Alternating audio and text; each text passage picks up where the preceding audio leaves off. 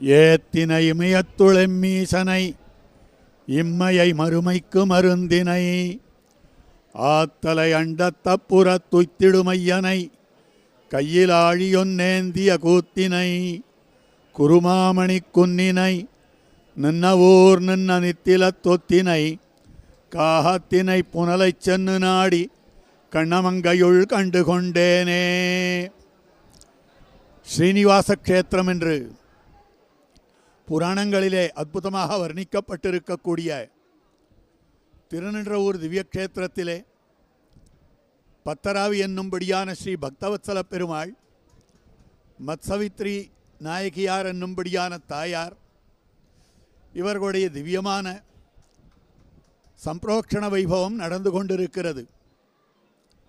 இந்த சம்பிரோக்ஷண வைபவத்தை விசேஷமாக நடத்தி வைப்பதற்காக திருமலை திருப்பதி பெரிய கேள்வி ஜீயர் சுவாமி என்ன, மத்துமுண்டான அவரை சேர்ந்தவர்களான மகனீயர்கள் என்ன, பற்பல ஸ்ரீ வைஷ்ணவர்கள் என்ன, பாகவதர்கள் என்ன, அடியவர்கள் என்ன, எல்லோரும் குழுமியிருக்கும்படியான ஒரு அற்புதமான சன்னிவேசம். இந்த திவ்யக்ஷேத்திரத்துக்கு ஒரு பெருமை உண்டு. பிராட்டி ஸ்ரீ மகாலட்சுமி நாச்சியார் தாம் நிலை நின்றிருக்கக்கூடிய திரு நின்ற என்ன நிலை நின்றிருக்கக்கூடிய திவ்யக்ஷேத்திரம் என்று காட்டப்பட்டிருக்கிறது. அதாவது ஸ்ரீ மகாலட்சுமி நாச்சியார் அவர் யார் என்று கேட்டால் திருப்பார்க்கடல் அரசனுடைய திருமகளார். அப்படிப்பட்டவர் திருப்பார்க்கடல் அரசனோடேயே கோபித்து கொண்டு இந்த க்ஷேத்திரத்துக்கு வந்து தங்கிவிட்டிருக்கிறார். அப்பொழுது அந்த அரசன், பார்க்கடல் அரசன், நேராக தன் மகளை காணோமே என்று தேடிக்கொண்டு வந்து இந்த க்ஷேத்திரத்தில் பார்த்து அவளை தன் மகளாக கருதாமல் தனக்கு தாயாகவே கருதினான். அதனால் என்னை பெற்ற தாயே மத்சவித்ரி என்னும்படியாக அப்படி இருக்கக்கூடிய திருநாமம் இந்த ஊர் தாயாருக்கு. அவரவர்கள் தங்களை பெற்ற தாயாக, இந்த தாயாராக, இந்த நாயகியாராக நினைக்க வேண்டும் என்னும்படியான ஒரு அற்புதமான நிலை அமைந்திருக்கிறது. ஆகவே எவ்வுயிர்க்கும் தாயாய் அளிக்கின்ற தண்டாமரை கண்ணன் பகவான், அதே போல ஜெகன்மாதா என்று சொல்லப்படுபவளாக அமைந்திருக்கக்கூடியவள், சமஸ்த பிரபஞ்சத்துக்கும் இவள்தான் தாய். ஸ்ரீ மகாலட்சுமி நாச்சியார் தான். ஆகவே அந்த தாயினுடைய வைபவத்தை காட்டும்படியாக அமைந்திருக்கிறது என்னை பெற்ற தாயார். உடனே எம்பெருமான் இதையெல்லாம் உணர்ந்து கொண்டு திருப்பார்க்கடலிலே முதலிலே யோக நித்திரை பண்ணி கொண்டிருந்தவனான எம்பெருமான் தான் அங்கிருந்து புறப்பட்டு இந்த திவ்யக்ஷேத்திரத்துக்கு வந்து இந்த ஸ்ரீ மகாலட்சுமி நாச்சியாரான மத்சவித்ரி தாயாரை தான் திருக்கல்யாணம் பண்ணி கொண்டான் என்பது அற்புதமான சரித்திரம். அப்படி எம்பெருமான் திருக்கல்யாணம் பண்ணிக்கொண்டு தாயாருடன் எழுந்தருளி இருக்கிறபடியாலே நாம் வேண்டுமவற்றையெல்லாம் கொடுக்கக்கூடியவன், நமக்கு வேண்டுமவற்றையெல்லாம் கொடுக்கக்கூடியவன் என்று காட்டப்பட்டிருக்கிறது. நெடிதுயர்ந்த கோபுரத்தை இப்பொழுது காண்கிறோம். அற்புதமான கோபுரத்துடன் கூடியிருக்கக்கூடியது. பல அர்ச்சக சுவாமிகள் தாங்கள் கும்பங்களையெல்லாம் ஏந்தி கொண்டு அந்தந்த விமானங்களிலேயும் கோபுரத்திலேயும் தாங்கள் அந்த கும்பதீர்த்தத்தை சேர்ப்பதற்காக சித்தமாக இருக்கிறார்கள். வேத மந்திரங்கள் எல்லாம் முழங்கிக் கொண்டிருக்கின்றன. அருளிச் செயல்கள் சேவிக்கப்பட்டிருக்கின்றன.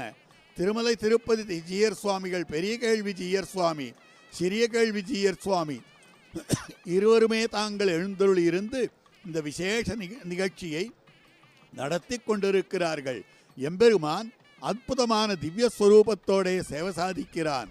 ஆக ஒரு பொதுவான முழுமையான ஒரு பறவையின் பார்வை என்னும்படியான விதத்திலே விஹங்கம திருஷ்டியாக நாம் சந்நிதி முழுவதுமாக சேவிக்கிறோம். சன்னதிக்குள்ளே அனுமதிக்கப்பட்டிருக்கக்கூடிய பற்பல பக்தர்கள் தாங்கள் குழுமியிருக்கிறார்கள். கைங்கரியபரர்களான கைங்கரிய நிஷ்டர்கள் குழுமியிருக்கிறார்கள். சந்நிதிக்கு வெளியிலே இந்த கும்பாபிஷேகம் என்று சொல்லப்படும்படியான மகா சம்பிரோக்ஷண வைபவத்தை கண்டுகளிப்பதற்காக காத்து கொண்டிருக்கிறார்கள். அத்தனை சந்நிதியினுடைய விமான கும்பங்களும் அர்ச்சக சுவாமிகளாலே ஏந்தப்பட்டு, இவர்களோ மன்னார்குடி, திருக்குடந்தை முதலான திவ்யக்ஷேத்திரங்களிலிருந்து இங்கு இந்த சம்பிரோட்சணத்தை நடத்துவதற்காக ஆகம ரீதியாக ஸ்ரீபாஞ்சராத்திர ஆகம ரீதியாக இதனை நடத்தி கொடுக்க வேண்டும் என்பதற்காக வந்திருக்கக்கூடிய அர்ச்சக சுவாமிகள் எல்லோரும் புடைசூழ ஸ்வஸ்தி வாசனாதி வேத மந்திரங்களெல்லாம் ஒலிக்கும்படியான நிலையிலே இந்த கும்பமானது புறப்பட்டு கொண்டிருக்கிறது. கண்கொள்ளா காட்சியாக அமைந்திருக்கிறது. பெருமானுடைய விமானத்துக்காக அமைந்திருக்கக்கூடிய சம்பிரோட்சணத்துக்காக கும்பம். அதற்கடுத்தபடியாக பிராட்டி, ஆண்டாள், 10 முண்டான பற்பல சன்னதிகள், அதே போல ராஜகோபுரம், இவற்றினுடைய சம்பிரோட்சணத்துக்காக இதோ ராஜகோபுரத்தை கண்டுகொண்டிருக்கிறோம். இந்த ராஜகோபுரத்தின் மீது ஏறுவதற்காக அழகாக படிக்கட்டுக்கள் அமைக்கப்பட்டிருக்கின்றன. ஆக சவுக்கு கம்பங்களை கொண்டு படிக்கட்டுக்கள் அமைந்திருக்கின்றன. மேலே இதற்கென்று முன்னாலேயே சிற்சில செயல்கள் செய்ய வேண்டும் என்பதற்காக பலரும் அங்கு ஏறிக்கொண்டு நின்று கொண்டிருக்கிறார்கள். இன்னும் சற்று நேரத்தில் அர்ச்சக சுவாமிகள் இதன் மீது ஏறுவர்கள். அப்படி ஏறி அற்புதமாக தாங்கள் அந்த சம்பிரோட்சணத்தை நடத்துவர்கள். இந்த கும்ப தீர்த்தத்தை அந்த இடத்திலே புரோட்சிப்பர்கள். சம்யக்கு புரோக்ஷணம், நன்றாக இதனை மூழ்கடித்தல் இருக்கிறதே, புரோட்சித்தல் இருக்கிறதே, அதுதான் மங்களவாத்தியங்கள் அற்புதமாக முழங்கிக் கொண்டிருக்கின்றன. இது எம்பெருமானுடைய விசேஷமான ஸ்தானம் என்பதற்காக கொடிகள் பறக்கின்றன. கொடியார் மாடக் கோளூர் அகத்தும் புளிங்குடியும் என்று அந்த எம்பெருமான் கொடிகட்டி பரப்பவன் அல்லவா, அவனுடைய சம்பிரோட்சணத்துக்கு கொடியானது விலட்சணமாக அமைந்திருக்கின்றன. இதோ அர்ச்சக சுவாமிகள் நிதானமாக தளர்நடையிட்டு தாங்கள் புறப்பட்டு கொண்டிருக்கிறார்கள். ஒருத்தருத்தரிடத்திலேயும் சிரிப்பும் மகிழ்ச்சியுமாக ஒவ்வொரு முகத்தையும் காண்கிறோம். அத்தனையும் பிரசன்ன வதனமாக அமைந்திருக்கின்றன. அத்தனை பேருடைய திருமுக மண்டலமும்.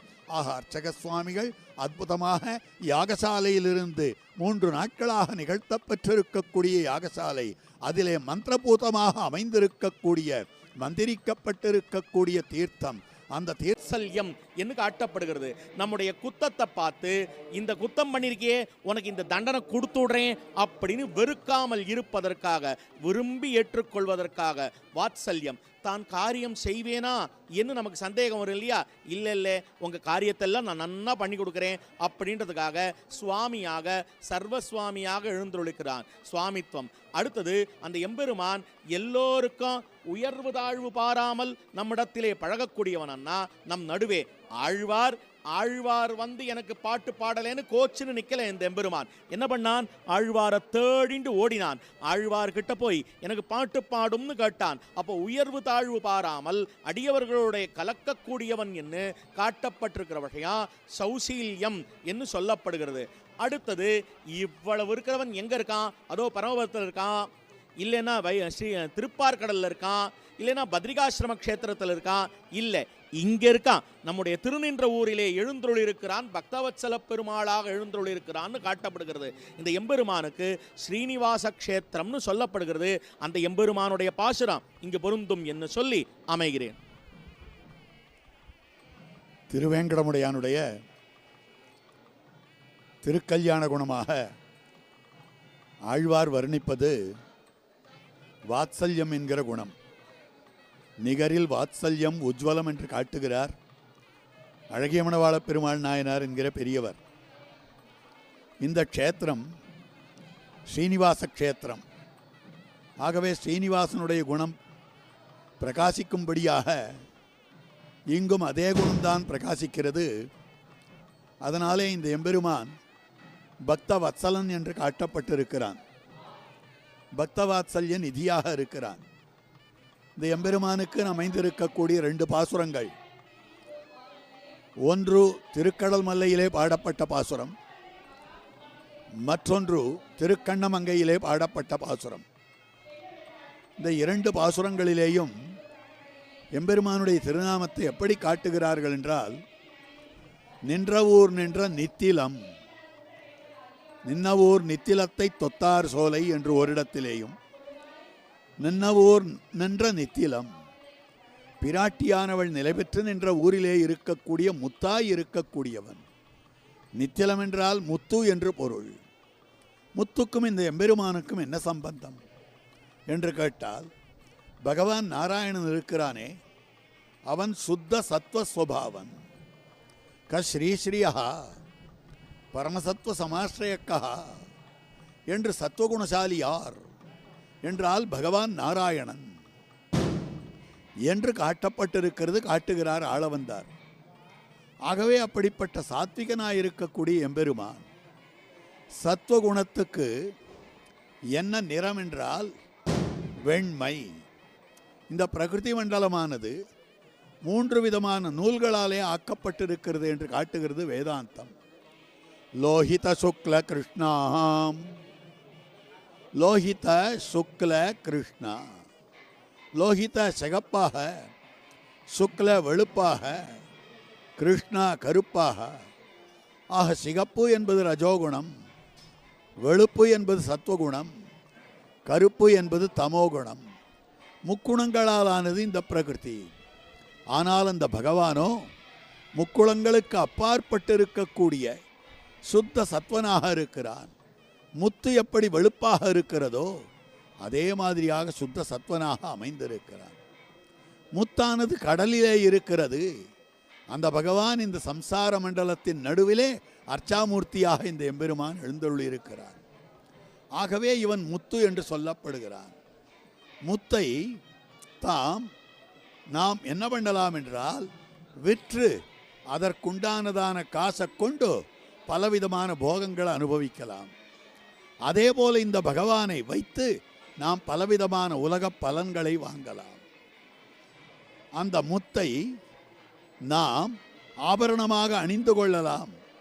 அதே மாதிரி பெருமானை நாம் அற்புதமாக அனுபவித்து கொண்டிருக்கலாம். இந்த முத்தை தாம் நம்முடைய இல்லத்திலே பெட்டியிலே வைத்து போற்றி பாதுகாக்கலாம். அதே மாதிரியாக இந்த பெருமானுக்கு பல அடியவர்கள் பல்லாண்டு பல்லாண்டு பல்லாண்டென்று மங்களாசாசனம் பண்ணுபவர்களாக அமைந்திருக்கிறார்கள். ஆக நின்ன ஊர் நின்ன நித்திலமாக அந்த பகவான் தான் எழுந்தருளியிருக்கிறான். அந்த பகவானுடைய திவ்ய சம்பிரோக்ஷணத்தை கண்டுகளிப்பதற்காக எப்படிப்பட்ட ஆனந்தத்துடன் பக்தர்கள் குழுமியிருக்கிறார்கள், காத்து கொண்டிருக்கிறார்கள். தாங்கள் அந்த எம்பெருமானுக்கு சம்பிரோக்ஷணம் பண்ணப்படும் கோபுரத்தின் மீது, கோபுர கலசத்தின் மீது விலட்சணமான அந்த மந்திர நீரை தெளிப்பார்கள். அந்த நீர் நம்மீதும் விழாதா விழாதா விழாதா, அதனாலே நாமும் புனிதமடையலாமே என்று காத்து கொண்டிருக்கிறார்கள். வர்ணனையை ஸ்ரீமான் ஸ்ரீவல்லபன் தொடர்வார். இப்போது இந்த எம்பெருமானுடைய இந்த சம்பிரோக்ஷண நிகழ்வுகளை சேவித்து கொண்டிருக்கிறோம். ஆங்காங்கே அடியவர்கள் எல்லோரும் அந்த எம்பெருமானுடைய இந்த அருளுக்கு பாத்திரபூதர்களாக வேணும் என்று குழுமி இருக்கிறார்கள். இப்படிப்பட்ட இந்த பக்தவத்சல பெருமாள் இந்த எம்பெருமானுக்கு மகிழ்ச்சியாக இருக்கக்கூடிய தாயார், அவருடைய திருநாமம் என்னை பெற்ற தாயார் என்கிற திருநாமமாக அமைந்திருக்கிறது. ஆனால் இந்த ஊருக்கு பேர் திரு நின்ற ஊர் அப்படின்னு காட்டப்படுகிறது. திரு நின்ற ஊர் தான் ஸ்ரீனிவாச க்ஷேத்திரம், ஸ்ரீனிவாச க்ஷேத்திரம் என்று சொல்லப்படுகிறது. திரு என்கிற வார்த்தை, அதுக்கு சம்ஸ்கிருதத்தில் ஸ்ரீ என்கிற திருநாமம். இந்த ஸ்ரீன்ற திருநாமத்துக்கு 6 அர்த்தங்கள் அமைந்திருக்கின்றன. அதாவது அடியவர்களாலே சேவிக்கப்படுகிறாள், அடியவர்களுக்காக அவனை சேவிக்கிறாள், அதாவது நம்மால் வணங்கப்படுகிறாள், நமக்காக நம்பொருட்டோ அவனிடத்திலே வணங்குகிறாள். அடுத்தது அவள் நம்முடைய பாபங்களை ஹிம்சிக்கிறாள், அவனுடைய குணங்களை விஸ்தரிக்கிறாள், நம்முடைய பாபங்கள் அழியும்படியாக பண்ணுகிறாள், அவனுடைய குணங்கள் பெருகும்படியாக பண்ணுகிறாள் என்று காட்டப்படுகிறது. அதே போல அந்த பிராட்டியானவள் அடிபணியப்படுகிறாள், அவனிடத்திலே அடிபணிகிறாள். நாம் எல்லாரும் அந்த பிராட்டிக்கும் சரி பெருமானுக்கும் சரி அடிமையாக இருக்கிறோம். அவள் அவனுக்கு மட்டுமே அடிமையாக இருக்கிறாள். இப்படியாக 6 விதமான அர்த்தங்கள் ஸ்ரீ என்கிற வார்த்தையினாலே காட்டப்படுகிறது. அப்படிப்பட்ட அந்த பிராட்டியானவள் நம்பொருட்டே அவனிடத்திலே அகலகில்லேன் அகலகில்லேன் என்று அவன் திருமார்பிலே எழுந்தொழியிருக்கிறார். இறையும் அகலகில்லேன் இறையும் அகலகில்லேன் என்று அவள் இந்த இடத்த விட்டு போக மாட்டேன், இந்த இடத்த விட்டு போக மாட்டேன், இந்த திருமார்பை விட்டு போக மாட்டேன்னு சொல்கிறாளா இந்த பிராட்டியானவள். ஏன் அப்படின்னு சொன்னால், சில பேர் சொன்னால் அந்த எம்பெருமானுடைய திருமார்பினுடைய சுவாரஸ்யத்தை, அந்த திருமார்பினுடைய அந்த போக்கியத்தை, அந்த சுகம் இருக்கிறதே, இந்த சுகமானது எப்படி இருக்கிறது அப்படின்னு சொன்னால் இவளை இந்த இடத்த விட்டு போகமாட்டேன், இந்த இடத்த விட்டு போகமாட்டேன்னு சொல்ல வைக்கிறது. என்னன்னால் நம்ம திருநின்ற ஊர் பக்கத்தில் பெருமாள் சன்னதி பக்கத்திலேயே அப்பப்போ எப்போ வேணுமோ அப்போ பெருமாளை சேவிச்சுருக்கலாம் போல ஒரு கிரகம் நமக்கு அமைந்ததேயானால் அப்படிப்பட்ட நிலை இப்பொழுது எல்லோருமாக அந்த கும்பாபிஷேகம் என்று சொல்லப்படக்கூடிய சம்பிரோக்ஷணம் என்று சொல்லப்படக்கூடிய அந்த நிகழ்வை சேவித்து கொண்டிருக்கிறோம். கும்பத்துக்கு தீர்த்தமானது சேர்க்கப்படுகிறது. அந்த அந்த கலசத்துக்கு அற்புதமாக ஜலம் சேர்க்கப்படுகிறது. அந்த ஜலத்தை இப்பொழுது அர்ச்சக சுவாமிகள் சேர்க்க அனைவரும் பக்தி பரவசத்தோடு பக்தி பாரவசியத்தோடு சேவித்து கொண்டிருக்கின்றனர். இதோ பெருமானுடைய ராஜகோபுர விமான கலசத்துக்கு இப்பொழுது நடந்தேறி கொண்டிருக்கிறது இந்த சம்பிரோக்ஷணமானது. எல்லோரும் இந்த சம்பிரோக்ஷணத்தை சேவிக்கும்படியாக ஒரு பாக்கியத்தை பெற்றிருக்கிறோம். இந்த எம்பெருமானுக்கு அற்புதமான திருவிழா பல ஆண்டுகள் கழித்து இப்படிப்பட்ட ஒரு விழாவானது நடந்து கொண்டு இருக்கிறது. இந்த எம்பெருமானுடைய அருளுக்கு எல்லோரும் பாத்திரபூக்தர்களாக ஆகிக் கொண்டிருக்கிறார்கள். அந்த எம்பெருமானை சேவித்து பரவசமடைகிறார்கள். என்னவென்னால் இந்த தீர்த்தமானது இங்கு சேர்க்கப்பட்ட பிற்பாடு அதற்கு பிற்பாடு கர்ப்ப கிரகத்திலே இருக்கக்கூடிய எம்பெருமானுக்கு அங்கு புரோக்ஷணம் செய்யப்படும். இப்பொழுது அந்த எம்பெருமானுக்கு கும்பத்துக்கு ஆரத்தியானது காட்டப்படுகிறது. இதே சமயத்திலே கர்ப்ப கிரகத்திலே எழுந்துள்ள இருக்கக்கூடிய அந்த எம்பெருமானுடைய திருமேனியானது அந்த திருமேனிக்கு தீர்த்தம் சேர்க்கப்பட்டு திருமஞ்சனம் செய்யப்பட்டு இந்த தீர்த்தமானது அங்கே ஊற வேண்டும், அந்த திருமேனியிலே ஊற வேண்டும். அப்படியான பிற்பாடு எம்பெருமானுடைய அந்த கும்பத்திலே இருக்கக்கூடிய சக்திகள் எல்லாம் அங்க இருக்கிற திருமேனியில அந்த எம்பெருமானுடைய திவ்யமங்கள விக்கிரகத்திலே சென்றுவிடும். அதற்கு பிற்பாடு அந்த எம்பெருமான் பத்தராவி பெருமான் அந்த திருமேனியிலே காட்சியளிப்பான். இதற்கு முன்பாக எப்படி சேவித்து கொண்டிருந்தோமோ மூலமூர்த்தியை அப்படியே நாம் சேவிக்கும்படியானதொரு பாக்கியத்தை பெறுகிறோம். இப்படிப்பட்ட நன்னாள் நாம் எல்லோருக்குமாக அமைந்திருக்கிறது.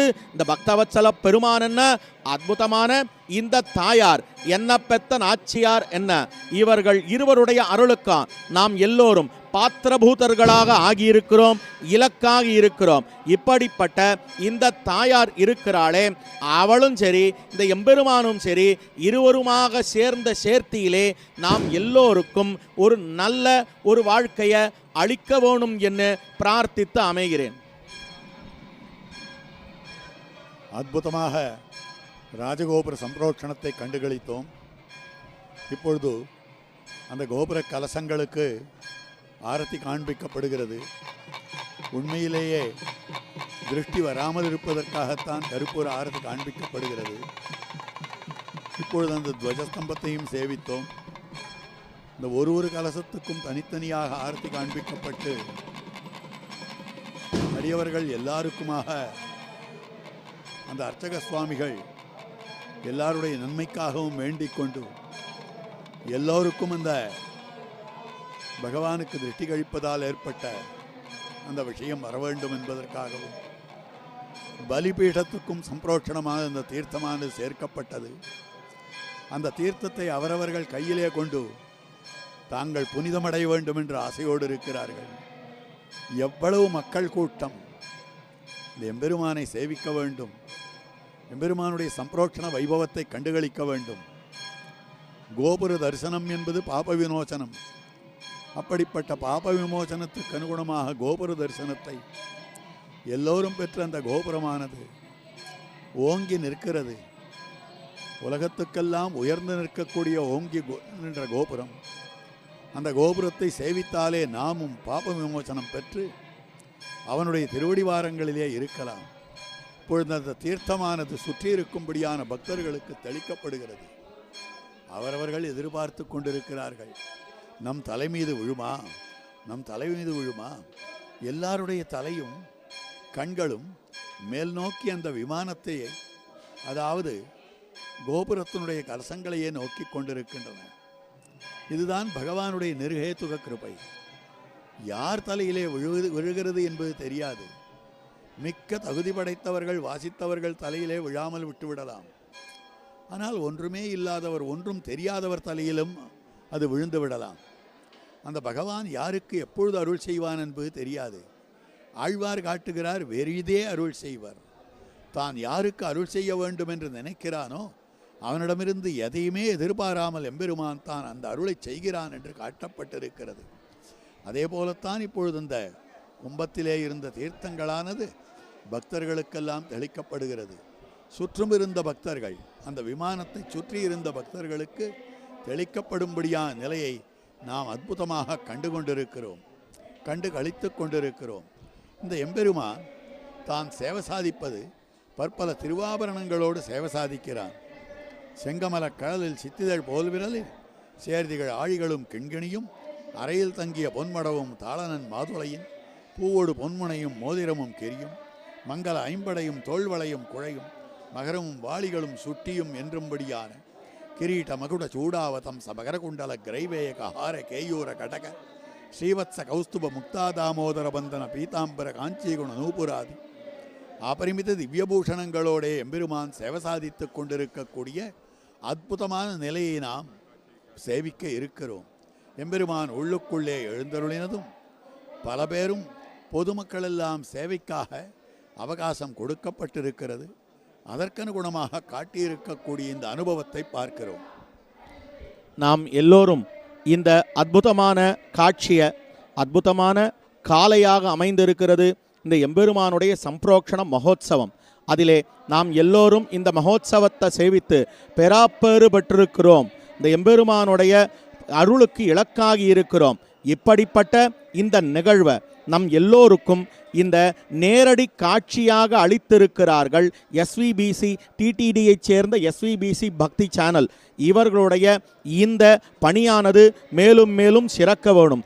இப்படிப்பட்ட இந்த பணியை நாம் எல்லோருக்கும் செய்திருக்கக்கூடிய அற்புதமான இந்த இஓ மற்றும் இந்த டிடிடியை சேர்ந்த சேர்மன் என்ன, இஓ என்ன, ஜேஇஓ என்ன, அடிஷ்னல் இஓ என்ன, மற்றும் உண்டான அதிகாரிகள் என்ன, இந்த ப்ரோக்ராம் ஆஃபீஸர் என்ன, எல்லோருக்கும் வாழி வாழி வாழி என்று பல்லாண்டு பாடிக்கொண்டு அந்த எம்பெருமானுடைய அருள் எல்லோருக்கும் கிடைக்க வேணுமாய் பிரார்த்தித்து அமைகிறேன். இப்படிப்பட்ட உயர்ந்த சம்பிரோஷணத்தை நாம் எல்லோரும் நம்முடைய இல்லத்தினுடைய வரவேற்பறையிலேயே இருந்து நாம் கண்டுகளிக்கும்படியாக பகவானுடைய அனுகிரகத்தை பெறும்படியாக செய்தவர்கள் ஸ்ரீ வெங்கடேஸ்வரா பக்தி சேனல், அதனுடைய தமிழ் ஒளிபரப்பைச் சேர்ந்தவர்கள் இப்படி செய்திருக்கிறார்கள். அதை சேர்ந்திருக்கக்கூடிய நிர்வாகிகள், அதனை நடத்தக்கூடியவர்கள், அங்கு திருப்பதியிலிருந்து இந்த இடத்திற்கு வந்து இந்த காரியக்கிரமங்களை செய்பவர்கள் அனைவருக்கும் நாம் பக்தர்கள் அனைவரும் நன்றி கூற கடமைப்பட்டிருக்கிறோம். நன்றி நன்றி நன்றி என்று அவர்களுக்கு நன்றியை தெரிவித்துக் கொள்கிறோம்.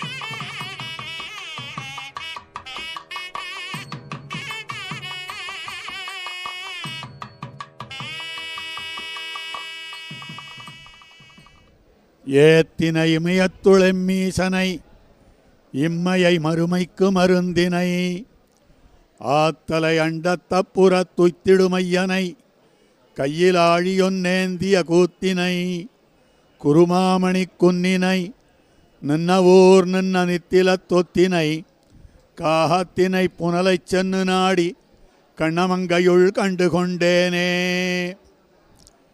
ஸ்ரீனிவாச க்ஷேத்திரம் என்று புராணங்களிலே அற்புதமாக வர்ணிக்கப்பட்டிருக்கக்கூடிய திருநின்றவூர் திவ்ய க்ஷேத்திரத்திலே பத்தராவி என்னும்படியான ஸ்ரீ பக்தவத்சல பெருமாள், மத்சவித்ரி நாயகியார் என்னும்படியான தாயார், இவர்களுடைய திவ்யமான சம்பிரோக்ஷண வைபவம் நடந்து கொண்டிருக்கிறது. இந்த சம்பிரோக்ஷண வைபவத்தை விசேஷமாக நடத்தி வைப்பதற்காக திருமலை திருப்பதி பெரிய கேள்வி ஜீயர் சுவாமி என்ன, மத்துமுண்டான அவரை சேர்ந்தவர்களான மகனீயர்கள் என்ன, பற்பல ஸ்ரீ வைஷ்ணவர்கள் என்ன, பாகவதர்கள் என்ன, அடியவர்கள் என்ன, எல்லோரும் குழுமியிருக்கும்படியான ஒரு அற்புதமான சன்னிவேசம். இந்த திவ்யக்ஷேத்திரத்துக்கு ஒரு பெருமை உண்டு.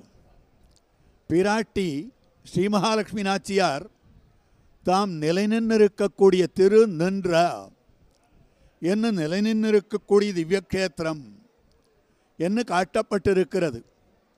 அதாவது ஸ்ரீ மகாலட்சுமி நாச்சியார் அவர் யார் என்று கேட்டால் திருப்பார்க்கடல் அரசனுடைய திருமகளார். அப்படிப்பட்டவர் திருப்பார்க்கடல் அரசனோடேயே கோபித்து கொண்டு இந்த க்ஷேத்திரத்துக்கு வந்து தங்கிவிட்டிருக்கிறார். அப்பொழுது அந்த அரசன், பார்க்கடல் அரசன், நேராக தன் மகளை காணோமே என்று தேடிக்கொண்டு வந்து இந்த க்ஷேத்திரத்தில் பார்த்து அவளை தன் மகளாக கருதாமல் தனக்கு தாயாகவே கருதினான். அதனால் என்னை பெற்ற தாயே மத்சவித்ரி என்னும்படியாக அப்படி இருக்கக்கூடிய திருநாமம் இந்த ஊர் தாயாருக்கு. அவரவர்கள் தங்களை பெற்ற தாயாக, இந்த தாயாராக, இந்த நாயகியாராக நினைக்க வேண்டும் என்னும்படியான ஒரு அற்புதமான நிலை அமைந்திருக்கிறது. ஆகவே எவ்வுயிர்க்கும் தாயாய் அளிக்கின்ற தண்டாமரை கண்ணன் பகவான், அதே போல ஜெகன்மாதா என்று சொல்லப்படுபவளாக அமைந்திருக்கக்கூடியவள், சமஸ்த பிரபஞ்சத்துக்கும் இவள்தான் தாய். ஸ்ரீ மகாலட்சுமி நாச்சியார் தான். ஆகவே அந்த தாயினுடைய வைபவத்தை காட்டும்படியாக அமைந்திருக்கிறது என்னை பெற்ற தாயார். உடனே எம்பெருமான் இதையெல்லாம் உணர்ந்து கொண்டு திருப்பார்க்கடலிலே முதலிலே யோக நித்திரை பண்ணி கொண்டிருந்தவனான எம்பெருமான் தான் அங்கிருந்து புறப்பட்டு இந்த திவ்யக்ஷேத்திரத்துக்கு வந்து இந்த ஸ்ரீ மகாலட்சுமி நாச்சியாரான மத்சவித்ரி தாயாரை தான் திருக்கல்யாணம் பண்ணிக்கொண்டான் என்பது அற்புதமான சரித்திரம். அப்படி எம்பெருமான் திருக்கல்யாணம் பண்ணிக்கொண்டு தாயாருடன் எழுந்தருளியிருக்கிறபடியாலே நாம் வேண்டுமவற்றையெல்லாம் கொடுக்கக்கூடியவன், நமக்கு வேண்டுமவற்றையெல்லாம் கொடுக்கக்கூடியவன் என்று காட்டப்பட்டிருக்கிறது. நெடிதுயர்ந்த கோபுரத்தை இப்பொழுது காண்கிறோம். அற்புதமான கோபுரத்துடன் கூடியிருக்கக்கூடியது. பல அர்ச்சக சுவாமிகள் தாங்கள் கும்பங்களையெல்லாம் ஏந்தி கொண்டு அந்தந்த விமானங்களிலேயும் கோபுரத்திலேயும் தாங்கள் அந்த கும்பதீர்த்தத்தை சேர்ப்பதற்காக சித்தமாக இருக்கிறார்கள். வேத மந்திரங்கள் எல்லாம் முழங்கிக் கொண்டிருக்கின்றன. அருளிச் செயல்கள் சேவிக்கப்பட்டிருக்கின்றன. திருமலை திருப்பதி ஜீயர் சுவாமிகள், பெரிய கேள்வி ஜீயர் சுவாமி, சிறிய கேள்வி ஜீயர் சுவாமி இருவருமே தாங்கள் எழுந்தருளி இருந்து இந்த விசேஷ நிகழ்ச்சியை நடத்தி கொண்டிருக்கிறார்கள். எம்பெருமான் அற்புதமான திவ்ய ஸ்வரூபத்தோடே சேவை சாதிக்கிறான். ஆக ஒரு பொதுவான முழுமையான ஒரு பறவையின் பார்வை என்னும்படியான விதத்திலே விஹங்கம திருஷ்டியாக நாம் சந்நிதி முழுவதுமாக சேவிக்கிறோம். சன்னதிக்குள்ளே அனுமதிக்கப்பட்டிருக்கக்கூடிய பற்பல பக்தர்கள் தாங்கள் குழுமியிருக்கிறார்கள். கைங்கரியபரர்களான கைங்கரிய நிஷ்டர்கள் குழுமியிருக்கிறார்கள்.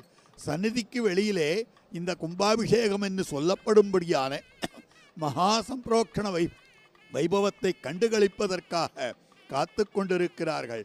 அத்தனை சந்நிதியினுடைய விமான கும்பங்களும் அர்ச்சக சுவாமிகளாலே ஏந்தப்பட்டு, இவர்களோ மன்னார்குடி, திருக்குடந்தை முதலான திவ்ய கஷேத்திரங்களிலிருந்து இங்கு இந்த சம்பிரோட்சணத்தை நடத்துவதற்காக ஆகம ரீதியாக ஸ்ரீபாஞ்சராத்திர ஆகம ரீதியாக இதனை நடத்தி கொடுக்க வேண்டும் என்பதற்காக வந்திருக்கக்கூடிய அர்ச்சக சுவாமிகள் எல்லோரும் புடைசூழ ஸ்வஸ்தி வாசனாதி வேத மந்திரங்களெல்லாம் ஒலிக்கும்படியான நிலையிலே இந்த கும்பமானது புறப்பட்டு கொண்டிருக்கிறது.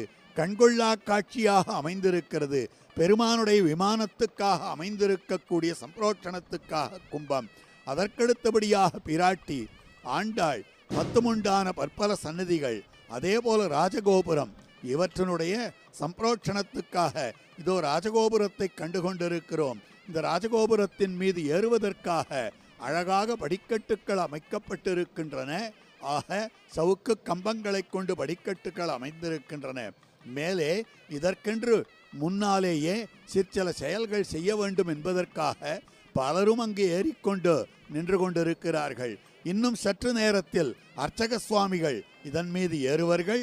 அப்படி ஏறி அற்புதமாக தாங்கள் அந்த சம்பிரோட்சணத்தை நடத்துவர்கள். இந்த கும்ப தீர்த்தத்தை அந்த இடத்திலே புரோட்சிப்பர்கள். சம்யக்கு புரோக்ஷணம், நன்றாக இதனை மூழ்கடித்தல் இருக்கிறதே, புரோட்சித்தல் இருக்கிறதே, அதுதான் மங்களவாத்தியங்கள் அற்புதமாக முழங்கிக் கொண்டிருக்கின்றன. இது எம்பெருமானுடைய விசேஷமான ஸ்தானம் என்பதற்காக கொடிகள் பறக்கின்றன. கொடியார் மாடக் கோளூர் அகத்தும் புளிங்குடியும் என்று அந்த எம்பெருமான் கொடி கட்டி பறப்பவன் அல்லவா. அவனுடைய சம்பிரோட்சணத்துக்கு கொடியானது விலட்சணமாக அமைந்திருக்கின்றன. இதோ அர்ச்சக சுவாமிகள் நிதானமாக தளர்நடையிட்டு தாங்கள் புறப்பட்டு கொண்டிருக்கிறார்கள். ஒருத்தருத்தரிடத்திலேயும் சிரிப்பும் மகிழ்ச்சியுமாக ஒவ்வொரு முகத்தையும் காண்கிறோம். அத்தனையும் பிரசன்ன வதனமாக அமைந்திருக்கின்றன. அத்தனை பேருடைய திருமுக மண்டலமும். ஆக அர்ச்சக சுவாமிகள் அற்புதமாக யாகசாலையிலிருந்து 3 நாட்களாக நிகழ்த்தப்பட்டிருக்கக்கூடிய யாகசாலை, அதிலே மந்திரபூதமாக அமைந்திருக்கக்கூடிய மந்திரிக்கப்பட்டிருக்கக்கூடிய தீர்த்தம், அந்த தீர்த்தங்கள் சேர்க்கப்பட்டிருக்கக்கூடிய கும்பம், அந்த கும்பங்கள் இருக்கக்கூடிய தலை, அந்த தலையுடன் கூடியவர்களான இந்த மகனீயர்கள், அப்படிப்பட்ட அர்ச்சக சுவாமிகள், அப்படிப்பட்ட தீட்சிதர்களாக இருக்கக்கூடியவர்கள் தாங்கள் கும்பத்தை எடுத்துக்கொண்டு எழுந்தருள பண்ணிக்கொண்டு புறப்பட்டு விட்டார்கள். அப்படி இருக்கக்கூடிய இந்த ஸ்ரீனிவாச கஷேத்திரத்தினுடைய வைபவமானது அற்புதமான வைபவமாக அமைந்திருக்கிறது. இந்த எம்பெருமானுக்கே பக்த வத்சலன் என்று பெயர். பக்த வாத்சல்ய நிதி, பக்தர்களிடத்திலே வாத்சல்யம் காட்டக்கூடிய நிதியாக இந்த பகவான் தான் எழுந்தருளியிருக்கிறான். லோகநாதா மாதவா பக்தவத்சலஹா என்னும்படியானதாக அமைந்திருக்கக்கூடிய அதிவிலட்சணமானது. இதோ சேவித்து கொண்டிருக்கிறோம். அருளிச்செயல் வல்லவர்களாய் இருக்கக்கூடிய மகனீயர்களான உத்தமர்களாய் அமைந்திருக்கக்கூடிய ஜீயர் சுவாமிகள் இருவர், அத்தியாபக சுவாமிகள், அர்ச்சக சுவாமிகள் எல்லோரையும் சேவிக்கிறோம். பாகவத தரிசனம் என்பது, பகவத் பக்தர்களுடைய சேவை என்பது மிகவும் புனிதமானது. நம்முடைய பாபங்களை எல்லாம் போக்கக்கூடியது. இப்படிப்பட்ட ஒரு விலட்சணமான காட்சியை நமக்கு எஸ்விபிசி சேனலானது நம்முடைய இல்லத்தின் வரவேற்பறையிலேயே கொண்டு நிறுத்துகிறது என்றால் நாம் அவர்களுக்கு எத்தனை கடமைப்பட்டிருக்கிறோம். அவர்கள் எத்தனை பெரிய ஒரு சேவையை, பாகவத சேவையை அவர்கள் செய்கிறார்கள் என்பதை நாம் நினைத்து நினைத்து உருக வேண்டும். இப்பொழுது எம்பெருமான் சேவை சாதிக்கிறான். அற்புதமான திருமேனியோடே திருக்கமல பாதம் வந்து என் கண்ணில் உள்ளன ஒக்கின்னதே, அரை சிவந்த ஆடையின் மேல் சென்றதாம் என சிந்தனையே, எழில் உந்தி மேலதன்றோ அடியேன் உள்ளத்தின் உயிரே, திருவயிற்று உதரபந்தம் என் உள்ளத்துள் நின்றுலாகின்றதே, திரு ஆர மார்பதன்றோ அடியேனை ஆட்கொண்டதே, முற்றுமுண்ட கண்டம் கண்டீர் அடியேனை உய்யக் கொண்டதே, செய்யவாய் ஐயோ என்னை சிந்தை கவர்ந்ததுவே, கரியவாகி புடைபறந்து மிளிர்ந்து செவ்வரியோடி நீண்டவ பெரியவாய கண்கள் என்னை பேதமை செய்தனவே என்னும்படியாக அந்த எம்பெருமான் எத்தனை அற்புதமாக சேவை சாதித்துக் கொண்டிருக்கிறான்.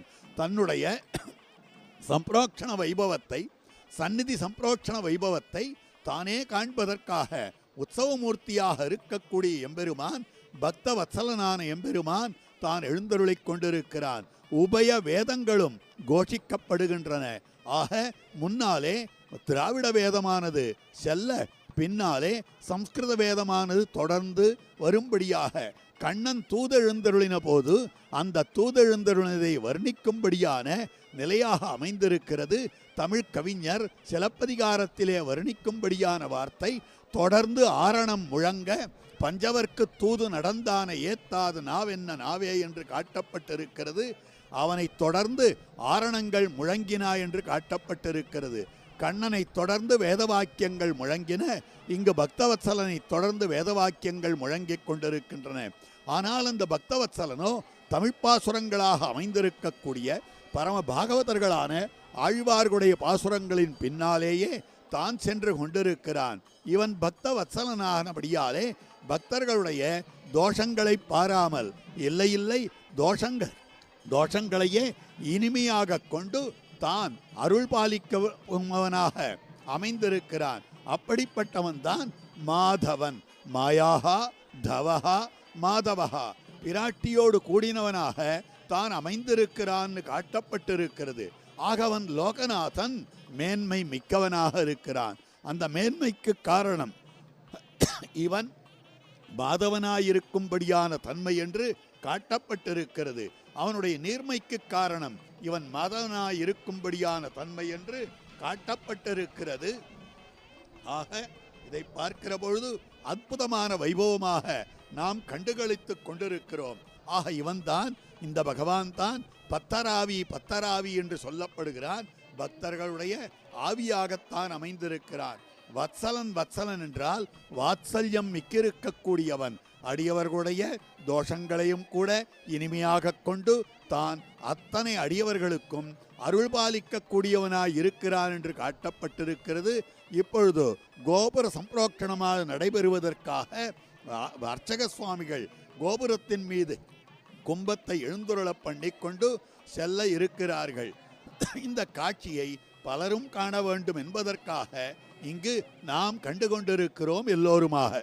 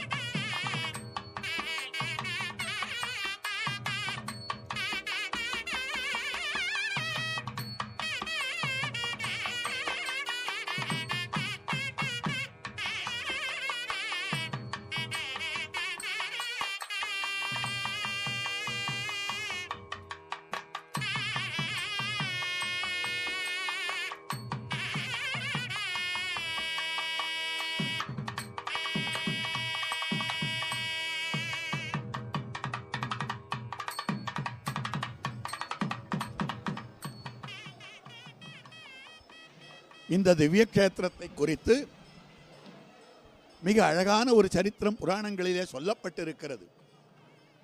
அதாவது இந்த திவ்ய கஷேத்திரத்திலே அருகிலே இருந்த ஆரோ ஒருத்தன் தர்மபாலன் என்பவன். அவனோ வியாபாரி. ஆனால் வியாபாரத்திலே அவன் நேர்மையை கடைபிடிக்கவில்லை. அப்படி இருக்கக்கூடியவன் இப்பொழுது அந்த கும்பத்துக்கு திருஷ்டி கழிக்கப்படுகிறது. கும்பத்துக்கு திருஷ்டி கழித்த உடனேயே கும்பங்கள் விமானத்திலும் கோபுரத்திலுமாக எழுந்துருள பண்ணப்பட்டு கொண்டிருக்கின்றன. ஆக அந்த கிரமத்திலே ஒரு பக்கத்துக்கும் அந்தந்த கும்பத்துக்கு அந்தந்த யாகம் பண்ணின அந்தந்த மந்திரங்களை சொன்னவர்களாய் இருக்கக்கூடிய அந்தந்த எம்பெருமான் என்ன, பிராட்டியார் என்ன, தாயார் என்னை பெற்ற தாயார் என்ன, பக்தவத்சல பெருமாள் விமானம் என்ன, இவற்றுக்கெல்லாம் சம்பிரோட்சணம் நடத்துவதற்காக அந்த கும்பங்கள் எல்லாம் எழுந்துருள பண்ணப்பட்டு கொண்டிருக்கின்றன. இந்த தர்மபாலன் என்னும்படியான வியாபாரி தான் பல பாபங்களை சேர்த்து கொண்டபடியாலே அவனுடைய செல்வமானது அவனாலே இழக்கப்பட்டிருக்கக்கூடிய நிலை. அப்பொழுது அவன் புரோகிதரை கேட்டான், நான் ஏன் செல்வம் இழந்திருக்கிறேன் என்று. அந்த புரோகிதர் கிருஷ்ணாவதாரத்திலே ஒரு கதையை சொல்லுகிறார். கிருஷ்ணாவதாரத்திலே கண்ணன் லக்ஷ்மி தேவியை தான் கேட்டான். அப்பொழுது தானம் தர்மம் இவற்றையெல்லாம் விட்டுவிட்டு சூது மதுபானம் மற்றும்படியான பிராணிகளை வதித்தல் இப்படிப்பட்ட காரியங்களை இப்படிப்பட்ட துஷ்கர்மங்களை செய்பவர்கள் இருக்கிறார்களே, அப்படிப்பட்டவர்கள் எப்பொழுதும் தங்களுடைய செல்வங்களை இழப்பார்கள், பெயரையும் புகழையும் இழப்பார்கள். அப்படி இருக்கக்கூடிய நிலை அவர்களெல்லாம் சாதுக்களை வணங்கி தாங்கள் திருநின்ற ஊரில் எழுந்தருளி இருக்கக்கூடிய பகவான் ஸ்ரீ பக்தவத்சல பெருமான் அவனை சென்று சேவித்து வழிபட்டால் தங்களுடைய துன்பங்களிலிருந்து நீங்கலாம் என்று சொல்ல, அந்த தர்மபாலனும் கூட மனம் திருந்தி இந்த பகவானை வழிபட்டான். அப்படி வழிபட்டிருந்த காரணத்தினாலே அவன் மீளவும் இழந்த செல்வத்தை பெற்றான். 4 விதமானவர்கள் அந்த பகவானை தாங்கள் வழிபடுகிறார்கள் என்று சொல்லப்படுகிறது. ஆக இழந்த செல்வத்தை விரும்புமவர்கள், புது செல்வத்தை விரும்புமவர்கள், ஆத்மாவை விரும்புமவர்கள், அதேபோல பகவானையே விரும்புமவர்கள், இப்படி 4 வகையான அதிகாரிகள் அந்த பகவானை விரும்புகிறார்கள். சதுர்விதாக பஜந்தே மாம் ஜனா சுகிருதினோர்ஜுனா ஆர்த்தஹா ஜிக்ஞாசுர் அர்த்தார்த்தி ஞானீச்ச பரதர்ஷபா என்று சொல்லப்படும்படியான நிலையிலே அமைந்திருக்கக்கூடிய அதிகாரிகள் இருக்கிறார்கள். ஆக இப்பொழுது கும்பப்ரோக்ஷணத்தை பண்ணுவதற்காக ஒரு விமானத்தின் மீது அர்ச்சக சுவாமி, இதோ தாயார், நம்முடைய தாயார், என்னை பெற்ற தாயார், நம்மை பெற்ற தாயார் எப்படி சேவை சாதித்துக் கொண்டிருக்கிறார், அபய வரத ஹஸ்தத்தோடே நம்மை சேவை சாதித்துக் கொண்டிருக்கக்கூடிய எப்படி கடாட்சித்துக் கொண்டிருக்கிறார். நீங்கள் பண்ணின பாவங்களுக்கு பயப்பட வேண்டாம் என்று பகவான் சொல்லுகிறான். அந்த பகவானுக்கே நீங்கள் பயப்பட வேண்டாம், உங்களை காப்பாற்ற நான் இருக்கிறேன், அவனிடமிருந்து ரட்சணத்தை வாங்கிக் கொடுக்க நான் இருக்கிறேன் என்று மற்றொரு விமானத்தின் மீது இப்பொழுது கும்பமானது ஏற்றப்பட்டிருக்கிறது. இங்கும் சம்பிரோட்சணம் பண்ணுவார்கள். ஆக இப்படி இருக்கக்கூடிய இந்த பக்தவத்சல பெருமாளுடைய சந்நிதி, இங்கு பகவான் நின்ற திருக்கோலத்தோடைய சேவை சாதிக்கிறான். ஒரு சிலது விதேசத்திலே பகவான் சயனித்து சேவை சாதிக்கிறான், ஒரு சிலது விதேசங்களிலே பகவான் இருந்து சேவை சாதிக்கிறான், இங்கு நின்று சேவை சாதிக்கிறான், சிலது விதேசங்களிலே நடந்து சேவை சாதிக்கிறான். இந்த எம்பெருமானுக்கு பக்தவத்சலன் என்று பெயர். உற்சவனான எம்பெருமானுக்கு பத்தர் ஆவி என்றும் பெயர். தாயாருக்கோ என்னை பெற்ற தாயார் இப்பொழுது சேவித்தோமே, அந்த என்னை பெற்ற தாயாரை நாம் சேவித்தோம். இந்த விமானத்துக்கு அற்புதமான திருநாமம் ஸ்ரீனிவாச விமானம் என்னும் பெயர், உத்பல விமானம் என்னும் பெயர். இங்கு உத்பல விமானத்திலே பகவான் தான் எழுந்தருளியிருக்கிறான். திருப்பார்க்கடலரசன் தான் இந்த தாயாரை தேடிக்கொண்டு தான் வந்தான். அவன் வந்ததும் பெருமானும் இங்கு எழுந்தருளினான். பெருமானுக்கும் தாயாருக்கும் திருக்கல்யாணம் நிகழ்ந்தேறியது. ஆக கடலரசன் வந்துவிட்டான் என்றால் வருணதேவன் தானும் வர வேண்டியதுதானே. வருணனானவன் ஜலேஸ்வரன் என்று சொல்லப்படுகிறான். ஆக ஜலத்துக்கு தலைவனாயிருக்கிறவன் கடலரசன் வந்துவிட்டான். திருப்பார் கடலரசன் சமுத்திரராஜன் வந்துவிட்டான். ஆகவே அதற்கனுகுணமாக இங்கு வந்துவிட்டான் வருணதேவனும். ஆகவே இங்கு இருக்கிற புஷ்கரணிக்கு வருண புஷ்கரணி தீர்த்தம் என்றும் காட்டப்பட்டிருக்கக்கூடியது. இந்த திவிதேசம் 108 திவிதேசங்களிலே ஒரு திவிதேசமாக கொண்டாடப்படுகிறது. பகவான் 5 நிலைகளிலே எழுந்துருளியிருக்கிறான். பரம் வைகுண்ட யோகத்திலே எழுந்துருளியிருக்கிற நிலை. அடுத்தபடியாக வியூகம், அந்த பகவான் பார்க்கடலிலே எழுந்தருளியிருக்கிற நிலை. அடுத்தபடியாக விபவம், அந்த எம்பெருமான் ராமனாகவும் கண்ணனாகவும் அவதரித்திருக்கக்கூடிய நிலை. அதற்கடுத்தபடியாக பார்ப்போமேயானால் ஒருத்தொருத்தருடைய ஹிருதய குகையிலேயும் ஒரு பொருளுக்குள்ளேயும் பகவான் இருக்கிறான். கரந்த சிலிடந்தொரு இடந்திகள் பொருள் தரும் கரந்து எங்கும் பரந்துளன் என்று சொல்லும்படியாக அந்த பகவான் ஒவ்வொரு வஸ்துவுக்குள்ளேயும் இருக்கிறான். அப்படிப்பட்ட பகவானுடைய நிலை இருக்கிறதே, அது அந்தர்யாமித்துவம் என்று காட்டப்படுகிறது. ஆனால் இதெல்லாம் நமக்கு உதவுமா என்றால் உதவாது. நாம் வைகுண்டம் போனால்தான் பகவானை சேவிக்க முடியும். நாமோ இங்கிருக்கிறோம், நம்முடைய பாபங்களோ கணக்கற்றவை. ஆகவே நம்மாலே இந்த பகவானை அனுபவித்து சேவித்தல் என்பது இயலாத காரியம். அப்பொழுது பார்க்கிற போது அந்த பகவானை எப்படி வழிபட வேண்டும், அந்த எம்பெருமானை எப்படி அனுபவிக்க வேண்டும் என்று கேட்டால் அவனை பார்க்கடலிலே போய் அனுபவிக்கலாம் என்றார்கள். பார்க்கடலிலே போய் அனுபவிப்பது என்பது இயன்ற காரியமா? எப்படி வைகுண்டலோகம் நமக்கு எய்துவதற்கு கஷ்டமோ அதுபோலத்தான் பார்க்கடலுமாக அமைந்திருக்கிறது. அப்பொழுது ராமகிருஷ்ணாதி அவதாரங்களிலே சேவிக்கலாமே என்றார்கள். அது எப்படி சேவிக்க முடியும்? அது எந்த காலத்திலேயோ எந்த யுகங்களிலேயோ நடந்தவை. அதனை இப்பொழுது சேவிக்க முடியுமா என்றால் முடியாது. ஆனால் அந்த பகவான் நமக்கென்று ஒரு உருக்கொண்டு திவிதேசங்களிலே ஸ்ரீரங்கம் கரிசைலம் அஞ்சனகிரி தார்க்ஷாத்ரி சிம்மாச்சலவ் ஸ்ரீகூர்மம் புருஷோத்தமம் ச பதரி நாராயணம் நைமிசம் என்னும்படியான நிலையிலே சேவை சாதித்து கொண்டிருக்கிறானே. அர்ச்சாஸ்தலங்களிலே கோவில்களிலே ஒரு உருவத்தை எடுத்துக்கொண்டு, நம்முடைய இல்லத்திலே ஒரு உருவத்தை எடுத்துக்கொண்டு சாலக்கிராம மூர்த்தியாகவும் கூட அந்த பகவான் எழுந்தருளி இருக்கும்படியான இருப்பு இருக்கிறதே, அந்த இருப்பு அர்ச்சாவதாரம் என்று காட்டப்படுகிறது. அப்படிப்பட்ட திவ்யக்ஷேத்திரங்கள் 108 திவ்யக்ஷேத்திரங்கள் அமைந்திருக்கின்றன. ஆழ்வார்களாலே மங்களாசாசனம் பண்ணப்பட்டவை. அந்த கிரமத்திலே ஆழ்வார்கள் 11 மங்களாசாசனம் பண்ணின திவிதேசங்கள் பல. திவிதேசம் திருவரங்கம் மட்டுமே. ஆனால் ஆழ்வார்கள் 9 மங்களாசாசனம் பண்ணப்பட்ட திவ்யக்ஷேத்திரம் திருவேங்கடமுடியானுடைய திவ்யாஸ்தானம் திருமலை. அந்த திருமலை திருப்பதி தேவஸ்தானத்திலே அந்த எம்பெருமானுடைய திவ்ய சன்னிதானத்திலே நித்திய கைங்கரியத்தை பண்ணுபவர்களாய் இருக்கக்கூடிய பெரிய கேள்வி ஜீயர் சுவாமி, சிறிய கேள்வி ஜீயர் சுவாமி இருவருமாக இருந்து கொண்டு இந்த சம்பிரோட்சணத்தை நடத்தி குழைத்துக் கொண்டிருக்கிறார்கள். முன்னிலையாக இருந்து கொண்டு அர்ச்சக சுவாமிகள் கும்பத்துக்கு புரோக்ஷணம் பண்ணுகிறார்கள். மேலே இருக்கக்கூடிய விமான புரோக்ஷணமாக அமைந்திருக்கிறது. அங்கு பற்பல விதமான மந்திரங்களை ஜபித்தும் ஓதியும் அவர்கள் விசேஷமாக இந்த சம்பிரோக்ஷணத்தை நடத்தி கொண்டிருக்கிறார்கள். இப்படி இருக்கக்கூடிய அர்ச்சாஸ்தலத்திலே அந்த பகவான் எழுந்தருளியிருக்கிறார். அந்த அர்ச்சாவதார தெம்பெருமானுக்கு சந்நிதியினுடைய விசேஷமான சம்பிரோக்ஷணம், சந்நிதியினுடைய பல பாகங்கள் ஜீர்ணோத்தாரணம் பண்ணப்பட்டு, அதாவது பழுது போனவை எல்லாம் சரிபார்க்கப்பட்டு அழகாக புது பொலிவுடன் திகழ்கின்றது. விமானங்கள் அற்புதமான வர்ண கலாபங்களோட பல நிறங்களோட காணப்படுகின்றன. விமானமும் கூட அற்புதமாக புதுப்பிக்கப்பட்டு காணப்படுகிறது. அதே போல கோபுரங்கள் காணப்படுகின்றன, மதில் சுவர்கள் காணப்படுகின்றன. உள்ளுக்குள்ளே பல வர்ண கலவைகளாலே பூசப்பட்டு பல இடங்களிலே செப்பனிடப்பட்டு இந்த திவ்யக்ஷேத்திரமானது மிகவும் புதுப்பொலிவதோடு இப்பொழுதுதான் கட்டப்பட்டதோ இப்பொழுதுதான் நிர்மாணிக்கப்பட்டதோ என்று தோன்றும்படியாக அனுபவிக்கும்படியாக அமைந்திருக்கிறது.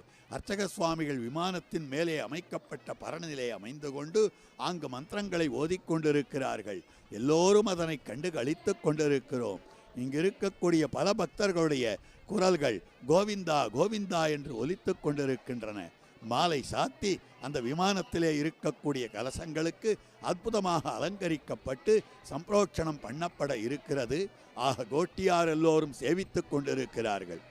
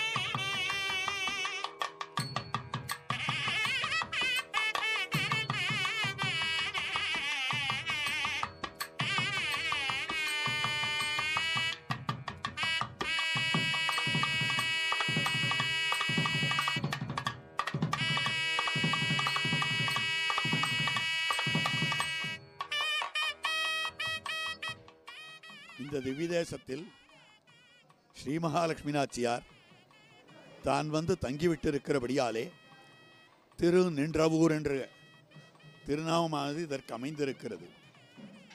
அதனால்தான் ஒரு அற்புதமான வசனம், அஸ்மின் புரே, இந்த நகரத்திலே ஜனாசர்வே, அனைத்து மக்களும் தான தர்மபராயணாக, தான தர்மத்திலே ஈடுபட்டவர்களாக அமைந்திருக்கிறார்கள் என்று காட்டப்பட்டிருக்கிறது. இந்த திவ்யக்ஷேத்திரத்திலே பகவான் தான் எழுந்தருளிருக்கும்படியான இருப்பு, அந்த இருப்பை மங்களாசாசனம் பண்ண வேண்டும் என்று திருமங்கையாழ்வார் தாம் எழுந்தருளுகிறார். மிக விசித்திரமான சன்னிவேசம். ஒவ்வொரு திவ்யதேசங்களாக வடநாட்டிலிருந்து, அதாவது திருப்பிரிதி தொடக்கமாக ஒரு திவ்யதேசமாக மங்களாசாசனம் பண்ணி கொண்டு வருகிறார். கடைசியாக இந்த ஊருக்கு வடப்பாகத்திலே இருக்கக்கூடிய திருவெவ்வளூர் என்கிற திவ்யதேசத்தை தான் மங்களாசாசனம் பண்ணினார். அங்கு எம்பெருமான் எவ்வளவு கிடந்தான் எழுந்தருளி இருக்கிறான். சாலிஹோத்திர மகர்ஷிக்கு அனுகிரகம் பண்ணினவர். அந்த எம்பெருமானை சேவித்து விட்டு மங்களாசாசனம் பண்ணிவிட்டு இந்த ஊருக்கு எழுந்தருளுகிறார். இவ்வூரிலே எம்பெருமான் பிராட்டியாரோடு வார்த்தையாடி கொண்டிருந்தான். பெருமான் பிராட்டியோடு வார்த்தையாடுகிறான் என்னால் நாம் சொல்லும்படியான லௌகிக வார்த்தைகளையா ஆடுவான்? அவனுக்கு எப்பொழுதும் இந்த உலகத்தை எப்படி காப்பாற்றுவது, உலக மக்களை எப்படி நல்வழிப்படுத்துவது என்கிற நோக்கு. அதை பற்றியே என்ன உபாயம் செய்யலாம் என்று தான் பிராட்டியோடு வார்த்தையாடி கொண்டிருந்தான். அதனாலே திருமங்கையாழ்வார் எழுந்தருளினதை அவன் கவனிக்கவில்லை. அப்படி கவனிக்காதபடியாலே இவர் அந்த பகவானுக்காக காத்து காத்து பார்த்தார். திருவெந்தளூர் எம்பெருமான் எப்படி திருமங்கையாழ்வாருக்காக நேரம் கடந்து விட்டது என்று கதவை திறக்கவில்லையோ, அதே மாதிரியாக இந்த எம்பெருமானும் இவருக்கு முகம் கொடுக்கவில்லை திருமங்கையாழ்வாருக்கு.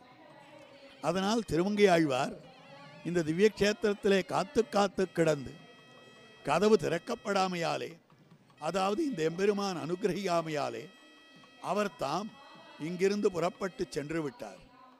அவர் சென்ற பிறகுதான் பிராட்டிக்கு தோன்றிற்று, ஐயோ திருமங்கையாழ்வார் என்ற ஒருவர் வந்தார் போலிருக்கிறதே, அவர் காத்திருந்தார் போலிருக்கிறதே, அவரை நாம் அனுமதிக்கவில்லையே, அவரிடமிருந்து பாடல் பெறவில்லையே, அவருடைய பாடல் பெற்றால்தானே பெருமை.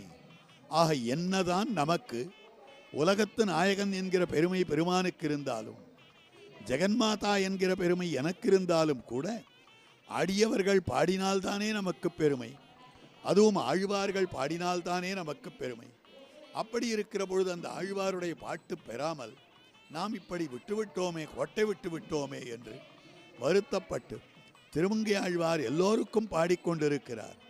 ஆங்காங்கு 10 பாட்டு 20 பாட்டு என்று பாடல்களாக கொள்ள போய்க் கொண்டிருக்கிறது. நமக்கு ஒரு பாட்டு கூட இல்லையே என்று பெருமானிடத்திலே சொல்லி பெருமானை அனுப்பினார். அதற்குள்ளாக திருமங்கை ஆழ்வார் தாம் அங்கிருந்து சென்று நேராக பற்பல திவ்யதேசங்களுக்கு சென்று விட்டார். ஆகவே அவர் சென்ற திவ்யதேசத்துக்கு தான் சென்றார். அங்கு அந்த எம்பெருமான் திருமுன்பு நின்றார்.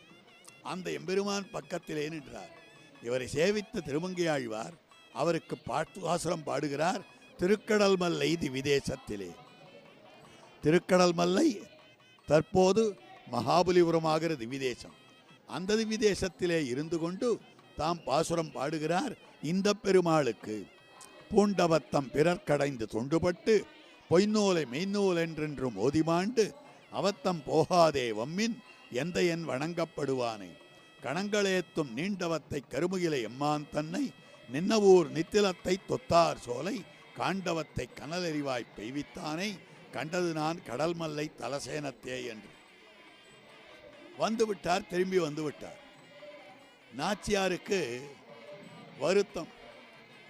அங்கு 10 பாட்டு 20 பாட்டு என்று இப்படி பாடிக்கொண்டிருக்கிறார். ஆனால் ஒரே ஒரு பாட்டு தானா உமக்கு என்கிற வருத்தம். அதனாலே அவரை அனுப்பினார். திரும்பவும் அதற்குள்ளாக திருமங்கையாழ்வார் திருக்கண்ணமங்கை சென்று விட்டார். அந்த திவ்யக்ஷேத்திரத்துக்கு சென்று அங்கு போய் பகவான் பக்கத்திலே நின்றார். அங்கிருப்பவரும் பத்தராவி பெருமாள். பகவான் பக்கத்திலே நின்ற உடனேயே அங்கு காட்டக்கூடிய வார்த்தை, ஏற்றின இமயத்துள் எம்மீசனை இம்மையை மறுமைக்கு மருந்தினை ஆற்றலை அண்டத்தப்புறத்தித்திடும் ஐயனை கையில் ஆழியொன் நேந்திய கூத்தினை குருமாமணி குன்னினை நின்னவூர் நின்ன நித்தில தொத்தினை காத்தினை புனலை சென்னு நாடி கண்ணமங்கையுள் கண்டுகொண்டேனே என்று நின்ற ஊர் நின்ற நித்தில தொத்தினை என்று அந்த பாடலை பெற்று திரும்பி வந்தார். ஆக திருமங்கை ஆழ்வார் எல்லாருக்கும் பாடல் பாடுகிறார், நமக்கு பாடவில்லையே என்கிற வருத்தத்திலே 2 பாட்டு பெற்று அதனாலே பிராட்டி இங்கு நின்றபடியாலே திரு நின்ற ஊர் என்று காட்டப்பட்டிருக்கக்கூடிய விஷயம். ஆக அப்படி இருக்கக்கூடிய திவ்ய கேத்திரத்தினுடைய விமான சம்பிரோட்சணம் என்ன, கோபுர சம்பிரோட்சணம் என்ன, அவையெல்லாம் நடந்து கொண்டிருக்கின்றன என்று காட்டக்கூடிய விஷயம். தற்போது ஸ்ரீமான் ஸ்ரீவல்லபன் வர்ணனையை தொடர்வார். ஸ்ரீமதே ராமானுஜாய நமஹ. ஸ்ரீமத் வரவரமுனையே நமஹ. இன்றைய தினம் நம் எல்லோருக்கும் ஒரு சுதினம். ஏனென்றால் பகவானுடைய ஸ்ரீ பக்தவத்சல பெருமாளுடைய இந்த சந்நிதியிலே இன்று சம்பிரோக்ஷண மகோத்சவம் நடந்து கொண்டிருக்கிறது. இதை நாம் எல்லோரும் தொலைக்காட்சி வாயிலாக எஸ்பிவிசி பக்தி சேனல் வழியாக சேவிக்கும்படியான பாக்கியத்தை பெற்றிருக்கிறோம். சம்பிரோக்ஷணம் என்கிற இந்த சடங்கு ஓரொரு சந்நிதியிலும் இந்த சந்நிதியானது புனர்நிர்மாணம் செய்யப்பட்ட பிற்பாடு செய்யக்கூடிய ஒரு சடங்கு. இது எப்படி அமைந்திருக்கும் என்று சொன்னால், கோபுரங்களுக்கும் விமானங்களுக்கும் பகவானுடைய முக்கியமான விமானங்கள் இவைகளுக்கெல்லாம் சம்பிரோக்ஷணமாக அமைந்திருக்கக்கூடிய ஒன்று. எதற்காக என்னால், அந்த எம்பெருமானுடைய சக்தியை ஒரு கட்டத்திலே எழுந்துருள பண்ணி அதிலே ஆவாகனம் பண்ணி இந்த கோவிலிலே பண்ண வேண்டிய உத்தாரண காரியங்களெல்லாம் செய்து பிற்பாடு அந்த எம்பெருமானுக்கு மேளவும் அந்த எம்பெருமானுடைய திருமேனிக்கு இவர்கள் சக்தியை ஏற்றுவார்கள். இப்பொழுது சம்பிரோக்ஷணமானது நடந்து கொண்டு இருக்கிறது. சம்பிரோக்ஷணம் என்பதிலே முக்கிய சடங்கு எது என்னால், இந்த கும்பத்துக்கு சேர்க்கப்படும்படியான நீர் ஆவாகனம் செய்யப்பட்டிருக்கக்கூடிய அந்த எம்பெருமான், அந்த தீர்த்தமானது இருக்கிறதே அது கும்பத்திலே புரோக்ஷிக்கப்பட்டு பிற்பாடு பெருமாள் திருமேனியிலே ஊற வேணும். அதற்கு பிற்பாடு அந்த எம்பெருமான் திருமேனிக்கு எழுந்தருளுகிறான் என்று காட்டப்படுகிறது. அப்படிப்பட்ட இந்த அற்புதமான ஒரு விழா எல்லோரும் சேவிக்கும்படியாக ஒரு வாய்ப்பை பெற்றிருக்கிறோம். இந்த எம்பெருமானுக்கு திருநாமம் பக்தவத்சலன் என்பது. பகவானுடைய குணங்கள் 4 முக்கியமான குணங்கள். அடியவர்களை காக்கும்படியான ஒரு அடியவன் என்பவன் பகவானை அடைவதற்கு ஹேதுவாக காரணமாக இருக்கக்கூடிய அவனுடைய தன்மைகள் என்ன என்று கேட்டால், நிகரில் புகழாய் உலகமூன்றுடையாய் என்னையாழ்வானே நிகரில் அமரர் முனிக்கணங்கள் விரும்பும் திருவேங்கடத்தானே என்று நம்மாழ்வார் காட்டுகிறார். நிகரில் புகழாய், எது நிகரற்ற புகழ் அப்படின்னு சொன்னால், இந்த பகவான் இடத்துல போனேன், பகவான் நம்ம பண்ண தப்புக்கு தான் தண்டனை கொடுப்பான், அதுக்கு மேலே தண்டனை கொடுக்க மாட்டான்னா அது புகழ் அல்ல. சரி, நம்ம தப்பை மன்னிச்சு விட்டுடுவோம் அப்படின்னாலும் புகழ் அல்ல. நம்ம தப்பை நம்ம பண்ணுற தப்பையெல்லாம் பார்க்காம விட்டுடுவான், அதுவும் புகழ் அல்ல. எது நிகரற்ற புகழ் என்றார், என் அடியார் அது செய்யார் செய்தாரேல் நன்று செய்தார் என்று சொல்லும்படியான அடியவனுடைய குற்றத்தையே நற்றமாக கொள்ளும்படியான புகழ் இருக்கிறதே, அதுதான் நிகரில் புகழாய் என்று நம்மாழ்வார் காட்டுகிறார். அப்படிப்பட்ட நிகரற்ற புகழ் இந்த எம்பெருமானிடத்திலே இருக்கிறது. அந்த புகழுக்கு பேர் தான், அந்த குணத்துக்கு பேர் தான் வாத்சல்யம். வாத்சல்யம் என்ன பேர்? எப்படி ஒரு தாய்ப்பசுவானது தன்னுடைய கன்றின் அழுக்கை, அன்றீன்ற கன்றினுடைய அழுக்கை, அதன் உடம்பிலே இருக்கிற அழுக்கை தன் நாக்காலே நக்கி நக்கி புஜித்து விடுமோ, அதுபோல அந்த எம்பெருமான் தானும் இந்த அடியவன் ஒருவன் வந்தானேயானால் அவனிடத்திலே இருக்கக்கூடிய குற்றங்களையே நற்றமாக கொண்டு அவனை ரட்சித்து விடுவான். பகவானுக்கு எது புகழ் அப்படின்னா, தப்பே பண்ணாதவாளை ரட்சிப்பான், எதுவும் தப்பு பண்ணாதவாளை, புண்ணியம் சேர்த்து வச்சுருக்கிறவாளை நன்னா ரட்சிப்பான், நல்லவாளைத்தான் ரட்சிப்பான் அப்படின்னு சொன்னால் அதுக்கு பகவான் தேவையில்லையே. எவன் ஒருவன் தீயவர்களை, அதாவது தவறு செய்துவிட்டு தவறை உணர்ந்து அந்த எம்பெருமானிடத்திலே வருகிறார்களோ அவர்களை எவன் ரட்சிக்கிறானோ, யார் தாழ்ந்தவர்களை ரட்சிக்கிறானோ, யார் அனைத்து தவறுகளையும் செய்து நிர்கதியாக நிற்பவர்களை ரட்சிக்கிறானா அவனுக்குத்தான் நிகரற்ற புகழே வழிய, யாரொருவன் தன் முயற்சியாலே அனைத்தையும் செய்துவிட்டு அப்படிப்பட்டவனை ரட்சிப்பான்னு சொன்னா அதுல புகழே கிடையாது. அப்போ புகழில்லை புகழில்லை என்று அவனிடத்திலே சென்று நாம் பண்ணின பாபங்களையெல்லாம் சொல்லி அழுதால் போறோம். அடுத்த நிமிஷம் அவன் பாபங்களையே, இந்த குற்றத்தையே நற்றமாக கொள்ளுகிறான். ஏனென்னால் நான் ரட்சிப்பதற்கு நீ குற்றம் செஞ்சாதானே என் காலில் வருவேன், அதனால நீ செய்த குற்றங்களே காரணமாக இருக்கின்றன என்று அந்த குற்றங்களையே நற்றமாக கொள்ளுகிறான் என்று காட்டப்படுகிறது. அதுதான் வாத்சல்யம், வாத்சல்யம் என்கிற குணம். அப்படிப்பட்ட வாத்சல்யமாகிற குணம் பிரகாசிப்பது எங்கு அப்படின்னு சொன்னால் நின்ன ஊர், திரு நின்ன ஊர். ஏற்கனவே சுவாமி காட்டினார் இந்த எம்பெருமான் எப்படி பாசுரத்தை ஓடிப்போய் வாங்கிட்டு வந்தான்னு. திருமங்கையாழ்வார் அவர் இங்கே எழுந்துள்ளார். அந்த சமயத்தில் இந்த எம்பெருமானால பாசுரம் பெற முடியல. தாயார் இவனை அனுப்பிச்சு அதற்கு பிற்பாடு நேர போகிறார். எங்கே? திருக்கடல் மல்லைக்கு போகிறார். அங்கும் அந்த ஆழ்வார பிடிக்க முடியல இந்த எம்பெருமான்.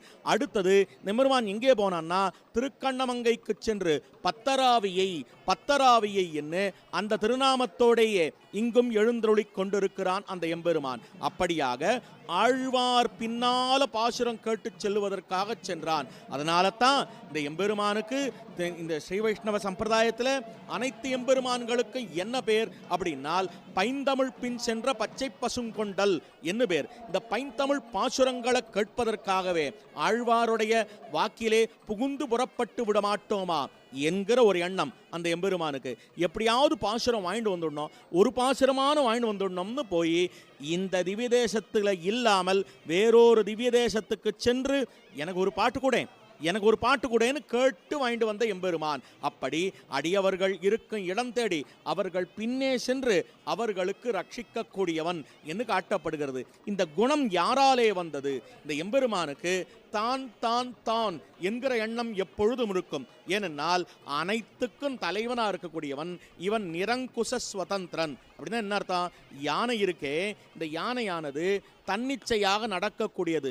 அங்குசம் இல்லாமல் யாராலும் கட்டுப்படுத்த முடியாத, கட்டுப்படுத்தப்படாத ஒரு யானையானது எப்படி தன்னிச்சையின் காரணமாக தன் நிச்சையோடு தனக்கு என்ன தோன்றதோ அதுபடி நடந்து கொண்டிருக்கும். அப்படியாக அந்த எம்பெருமான் உலகமேத்தும் தென்னானாய், வடவானாய், குணபாலானாய், குணபால மதையானாய் என்று அவனும் களிராக இருக்கிறான்.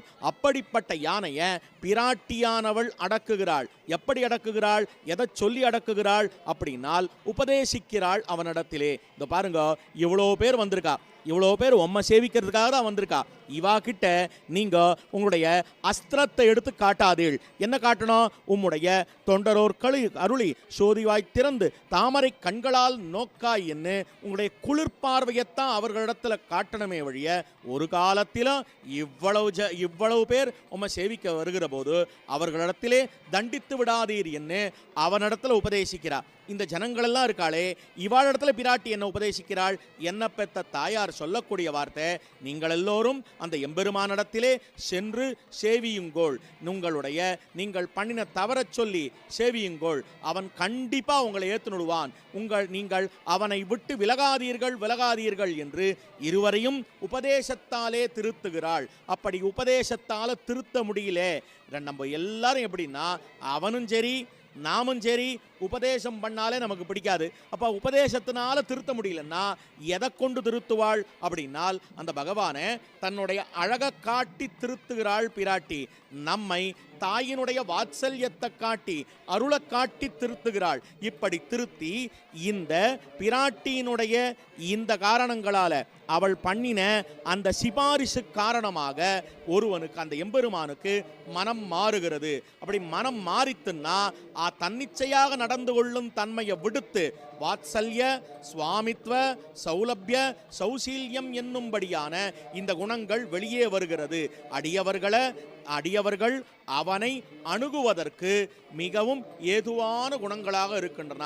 அப்படி பக்தவத்சலன் என்று காட்டப்படுகிறான். குற்றங்கண்டு வெறுவாமைக்கு வாத்சல்யம் என்று காட்டப்படுகிறது.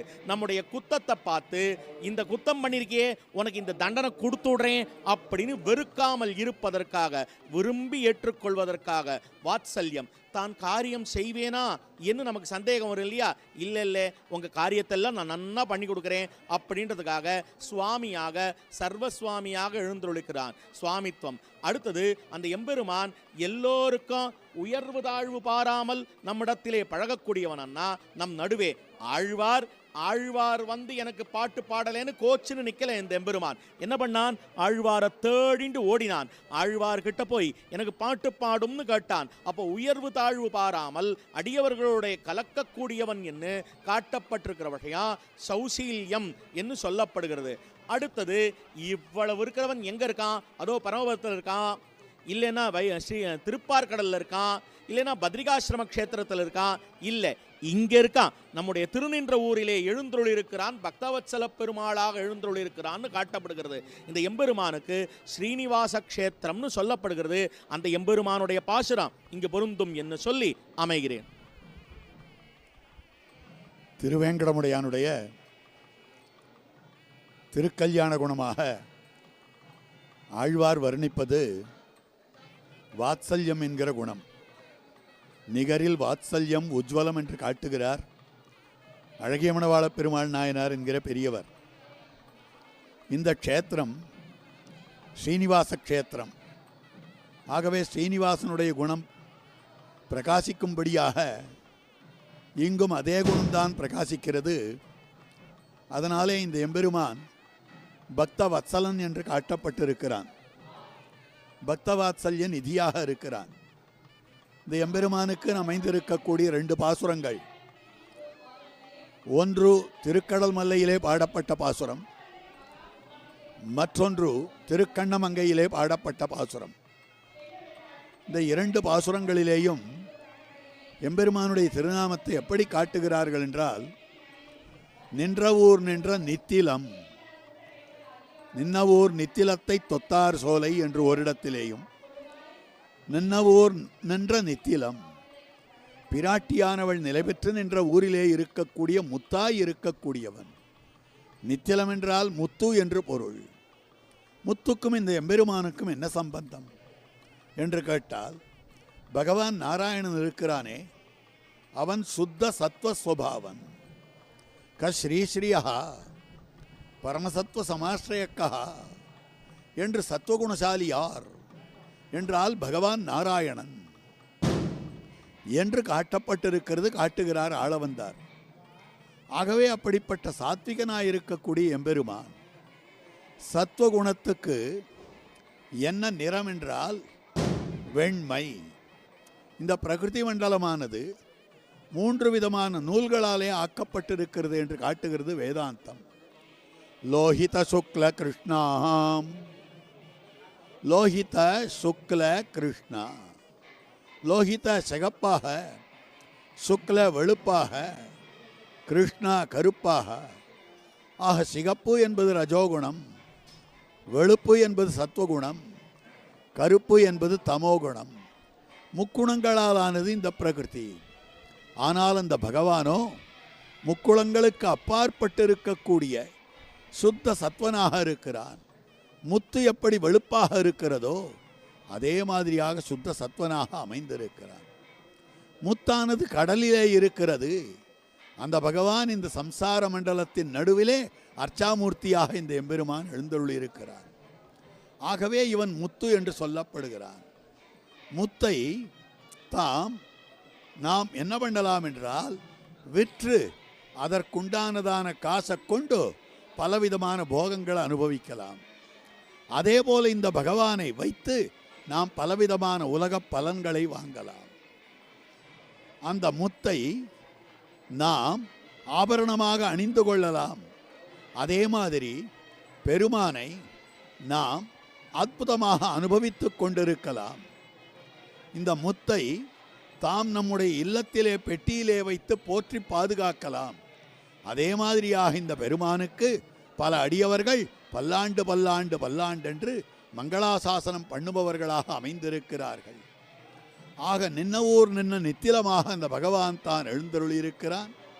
அந்த பகவானுடைய திவ்ய சம்பிரோக்ஷணத்தை கண்டுகளிப்பதற்காக எப்படிப்பட்ட ஆனந்தத்துடன் பக்தர்கள் குழுமியிருக்கிறார்கள், காத்து கொண்டிருக்கிறார்கள். தாங்கள் அந்த எம்பெருமானுக்கு சம்பிரோக்ஷணம் பண்ணப்படும் கோபுரத்தின் மீது, கோபுர கலசத்தின் மீது விலட்சணமான அந்த மந்திர நீரை தெளிப்பார்கள். அந்த நீர் நம்மீதும் விழாதா விழாதா விழாதா, அதனாலே நாமும் புனிதமடையலாமே என்று காத்து கொண்டிருக்கிறார்கள். வர்ணனையை ஸ்ரீமான் ஸ்ரீவல்லபன் தொடர்வார். இப்போது இந்த எம்பெருமானுடைய இந்த சம்பிரோக்ஷண நிகழ்வுகளை சேவித்து கொண்டிருக்கிறோம். ஆங்காங்கே அடியவர்கள் எல்லோரும் அந்த எம்பெருமானுடைய இந்த அருளுக்கு பாத்திரபூதர்களாக வேணும் என்று குழுமி இருக்கிறார்கள்.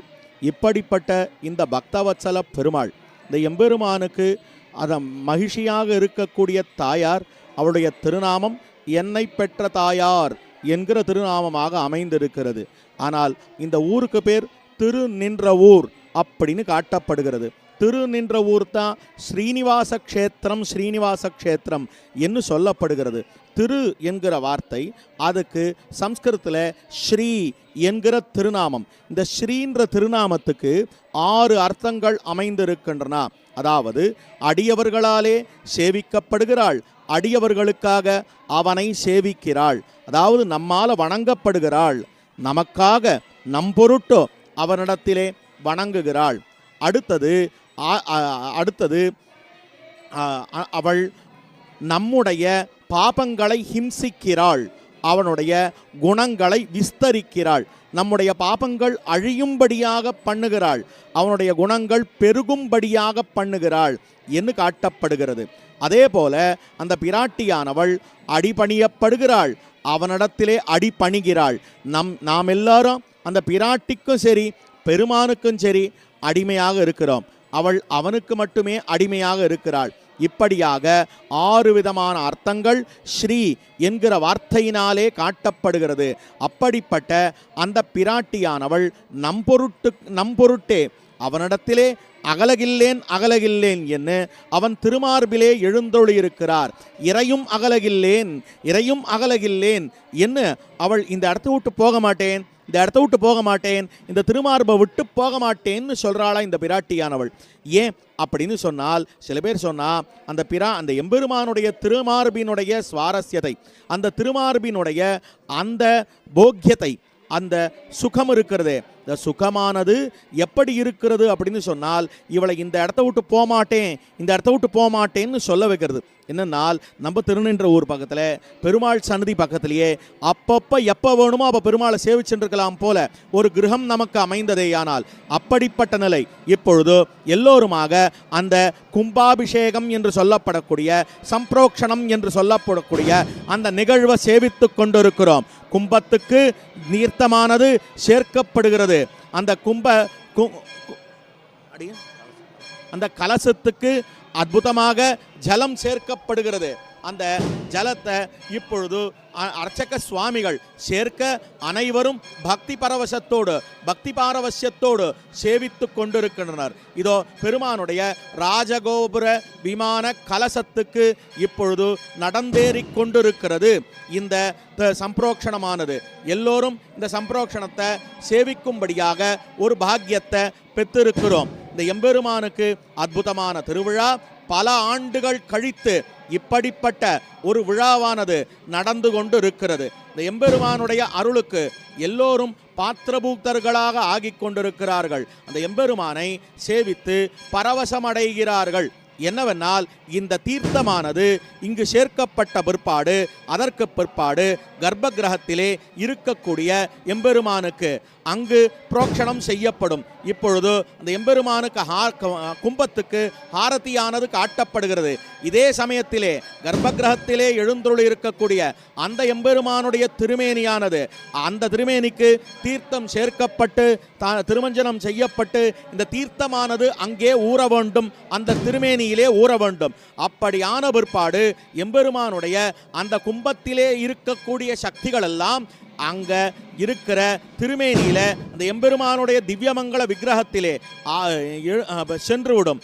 அதற்கு பிற்பாடு அந்த எம்பெருமான் பத்தராவி பெருமான் அந்த திருமேனியிலே காட்சியளிப்பான். இதற்கு முன்பாக எப்படி சேவித்துக் கொண்டிருந்தோமோ மூலமூர்த்தியை அப்படியே நாம் சேவிக்கும்படியானதொரு பாக்கியத்தை பெறுகிறோம். இப்படிப்பட்ட நன்னாள் நாம் எல்லோருக்குமாக அமைந்திருக்கிறது.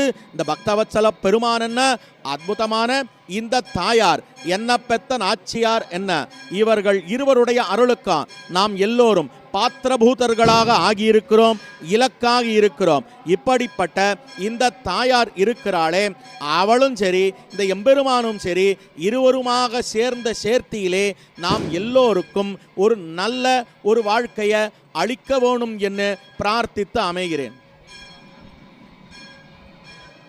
அற்புதமாக ராஜகோபுர சம்பிரோட்சணத்தை கண்டுகளித்தோம். இப்பொழுது அந்த கோபுர கலசங்களுக்கு ஆரத்தி காண்பிக்கப்படுகிறது.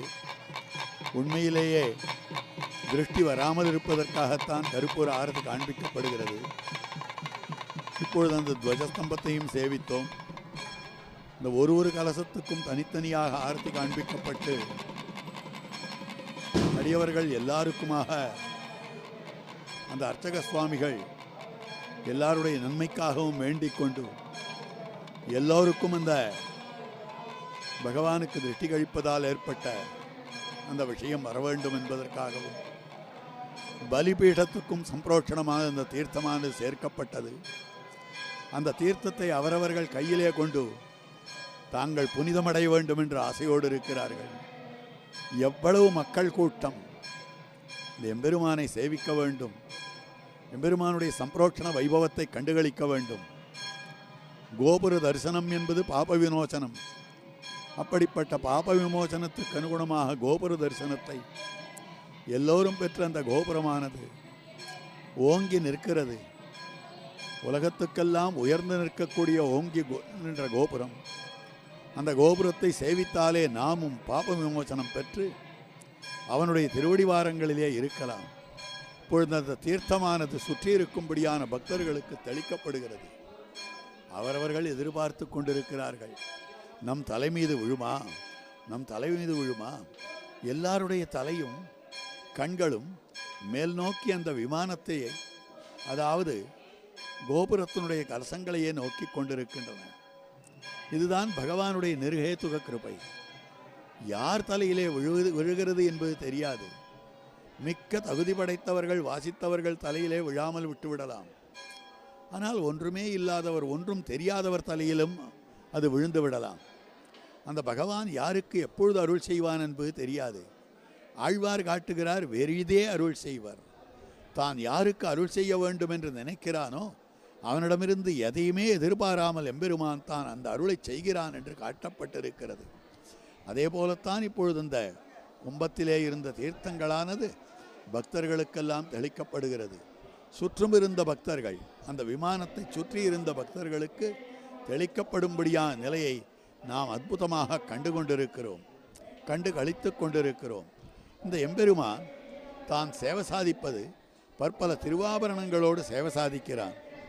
செங்கமல கடலில் சித்திதழ் போல் விரலில் சேர்திகள் ஆழிகளும் கிண்கிணியும் அறையில் தங்கிய பொன்மடவும் தாளனன் மாதுளையின் பூவோடு பொன்முனையும் மோதிரமும் கெரியும் மங்கள ஐம்படையும் தோல்வளையும் குழையும் மகரமும் வாளிகளும் சுட்டியும் என்றும்படியான கிரீட மகுட சூடாவதம் சமகரகுண்டல கிரைவேயக ஹார கேயூர கடக ஸ்ரீவத்ச கௌஸ்துப முக்தா தாமோதர பந்தன பீதாம்பர காஞ்சிகுண நூபுராதி அபரிமித திவ்யபூஷணங்களோடே எம்பெருமான் சேவை சாதித்து கொண்டிருக்கக்கூடிய அற்புதமான நிலையை நாம் சேவிக்க இருக்கிறோம். எம்பெருமான் உள்ளுக்குள்ளே எழுந்தருளினதும் பல பேரும் பொதுமக்கள் எல்லாம் சேவைக்காக அவகாசம் கொடுக்கப்பட்டிருக்கிறது. அதற்கனுகுணமாக காட்டியிருக்கக்கூடிய இந்த அனுபவத்தை பார்க்கிறோம். நாம் எல்லோரும் இந்த அற்புதமான காட்சியை, அற்புதமான காலையாக அமைந்திருக்கிறது இந்த எம்பெருமானுடைய சம்பிரோக்ஷண மகோத்சவம். அதிலே நாம் எல்லோரும் இந்த மகோத்சவத்தை சேவித்து பெறாப்பேறு பெற்றிருக்கிறோம். இந்த எம்பெருமானுடைய அருளுக்கு இலக்காகி இருக்கிறோம். இப்படிப்பட்ட இந்த நிகழ்வை நம் எல்லோருக்கும் இந்த நேரடி காட்சியாக அளித்திருக்கிறார்கள் எஸ்விபிசி டிடிடியை சேர்ந்த எஸ்விபிசி பக்தி சேனல். இவர்களுடைய இந்த பணியானது மேலும் மேலும் சிறக்க வேணும். இப்படிப்பட்ட இந்த பணியை நாம் எல்லோருக்கும் செய்திருக்கக்கூடிய அற்புதமான இந்த இஓ மற்றும் இந்த டிடிடியை சேர்ந்த சேர்மன் என்ன, இஓ என்ன, ஜேஇஓ என்ன, அடிஷ்னல் இஓ என்ன, மற்றும் உண்டான அதிகாரிகள் என்ன, இந்த ப்ரோக்ராம் ஆஃபீஸர் என்ன, எல்லோருக்கும் வாழி வாழி வாழி என்று பல்லாண்டு பாடிக்கொண்டு அந்த எம்பெருமானுடைய அருள் எல்லோருக்கும் கிடைக்க வேணுமாய் பிரார்த்தித்து அமைகிறேன். இப்படிப்பட்ட உயர்ந்த சம்பிரோஷணத்தை நாம் எல்லோரும் நம்முடைய இல்லத்தினுடைய வரவேற்பறையிலேயே இருந்து நாம் கண்டுகளிக்கும்படியாக பகவானுடைய அனுகிரகத்தை பெரும்படியாக செய்தவர்கள் ஸ்ரீ வெங்கடேஸ்வரா பக்தி சேனல், அதனுடைய தமிழ் ஒளிபரப்பை சேர்ந்தவர்கள் இப்படி செய்திருக்கிறார்கள். அதை சேர்ந்திருக்கக்கூடிய நிர்வாகிகள், அதனை நடத்தக்கூடியவர்கள், அங்கு திருப்பதியிலிருந்து இந்த இடத்திற்கு வந்து இந்த காரியக்கிரமங்களை செய்பவர்கள் அனைவருக்கும் நாம் பக்தர்கள் அனைவரும் நன்றி கூற கடமைப்பட்டிருக்கிறோம். நன்றி நன்றி நன்றி என்று அவர்களுக்கு நன்றியை தெரிவித்துக் கொள்கிறோம்.